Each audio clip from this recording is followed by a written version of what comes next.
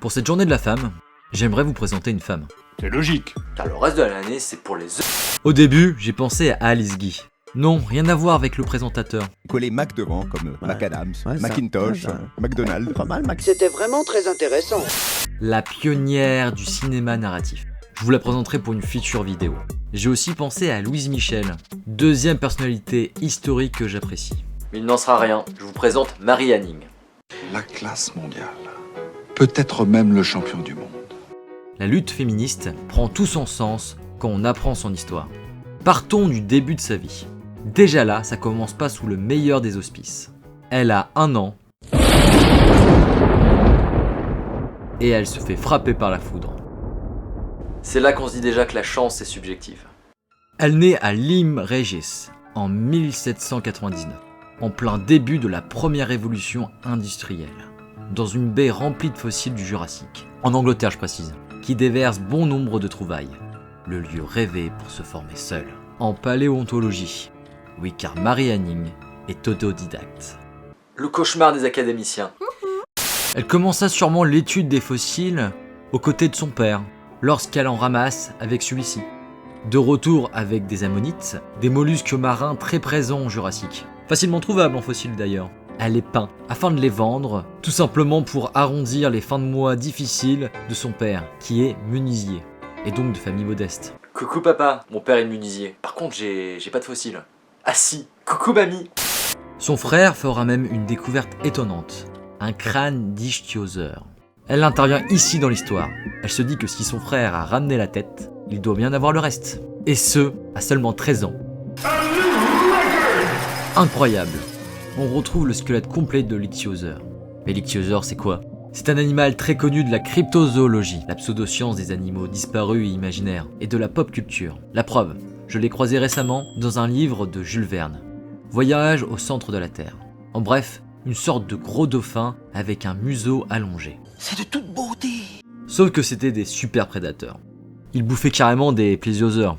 Vous savez, le monstre imaginaire du lac de Ness, en Écosse. Désolé pour les cryptozoologistes, je précise bien imaginaire.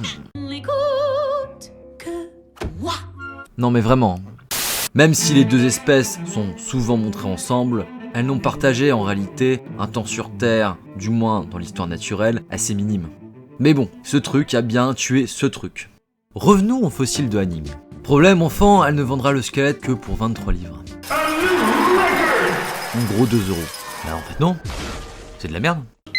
Ah, Pour seulement 2 €, il est l'heure d'aller se faire... Et en plus au fermier du coin qui le revendra lui-même bien plus cher. Coprolite, qu'est-ce que c'est des Mais coprolites? je ne pourrais pas... Voilà.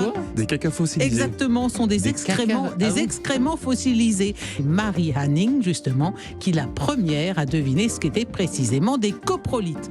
Ce qui est logique quand on est déjà dedans. Tiens, en parlant de merde, il est temps que je vous parle des débuts des emmerdes. et c'est pas fini. J'ai découvert son histoire dans Paléoart de Zoé Lescaz. Ce bouquin est tellement gros qu'on voit pas ma tête. Elle assemble une grande collection chez elle de fossiles. Je pense que vous l'aurez déjà deviné. Mais il y a un problème bien triste avec cela. Triste pourquoi? Elle se fait piquer son travail. En effet, bon nombre de géologues vont venir toquer à sa porte pour voir sa collection. Elle devient une paléontologue amateur aguerrie. Georges Cuvier, un célèbre paléontologue, trouvera des preuves de l'extinction possible des espèces. Et tout ça en visitant finalement sa collection. Une révolution scientifique dans le monde occidental, en parallèle de l'influence de Charles Darwin et sa théorie de l'évolution.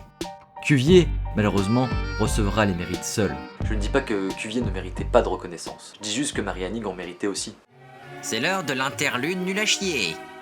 Je sais pas si vous avez remarqué depuis le début de la vidéo, mais on voit un petit chien à ses pieds. Bah il meurt en 1833 dans un éboulement. D'ailleurs son chien s'appelait Trait. On peut dire qu'elle a tiré un trait dessus. C'était l'interlude nul à chier. En 1823, bien après sa première découverte de l'ichthyosaure, Marie Hanning a été la première à découvrir un squelette complet d'un plésiosaure. Je précise quand même que Cuvier viendra contredire la découverte. C'était sûr. Mais il finira par abdiquer son erreur, et ce, sans sa présence. Pas classe, mais alors pas classe du tout, du tout, du tout. Zoé Lescaz l'explique, sûrement pour une question de sexe, mais surtout de classe sociale. Elle n'est pas riche du tout. Du tout. Oh, c'est bon, on a compris! Elle est même, comme je l'ai dit tout à l'heure, dans la merde financièrement. Elle reste une famille modeste, elle a des gosses à s'occuper. À cette époque, la femme au foyer est encore une norme. Elle dira même d'elle-même qu'on a abusé d'elle et de son travail. D'un point de vue professionnel, hein, j'entends bien. Et c'est là que je vous présente Henri de la Bêche, ami d'enfance de Madame Hanning. Qui prouve que de temps en temps, nous autres humains, on peut avoir du cœur. Enfin, pas souvent quand même, hein, mais de temps en temps. Déjà, Henri de la Bêche, c'est l'un des rares à l'avoir crédité dans ses travaux, qui utilise ses découvertes, pendant que d'autres vautours de la paléontologie se servaient sans demander de reste. Là où le gars devient extrêmement sympathique, il imagine à partir des trouvailles de Hanning et de ses compétences développées par son métier de contremaître dans le dessin, des petites lithographies. Des sortes de cartes postales imprimées à la chaîne, qui rapportera de quoi vivre son amie Marie Hanning, à qui il doit beaucoup. De son point de vue, elle l'a aidé dans ses travaux, par ses découvertes, il lui renvoie juste l'appareil. Ses croquis, ils profiteront au Paléoart, l'une des premières représentations d'un art qui n'a rien à voir avec les peintures rupestres préhistoriques, mais de l'art des scènes fantasmées du passé.